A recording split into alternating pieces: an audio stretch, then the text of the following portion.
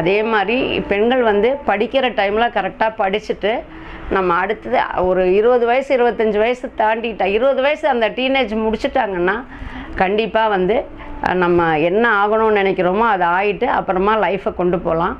அதனால் படிக்கிற பெண் நம்ம ஃபேமிலிலேயும் கொஞ்சம் பெண்களை வந்து அம்மா அப்பா அதை கொஞ்சம் கண்டிப்பாக பார்க்கணும்.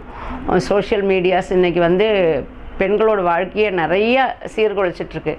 நிறைய ஆப்பெல்லாம் இருக்குது. ஒரு 50 வயசு கிழவியை கூட 15 வயசாக மாத்திர ஒரு ஆப்பெல்லாம் இருக்குது. நிறைய நானே பார்த்துருக்கேன். என்னோடய ஃப்ரெண்ட்ஸ் நிறைய பேர் கருப்பாக இருப்பாங்க, ஆனால் பார்த்துட்டிங்கன்னா அவ்வளோ சினிமா ஸ்டார் மாதிரி இருப்பாங்க.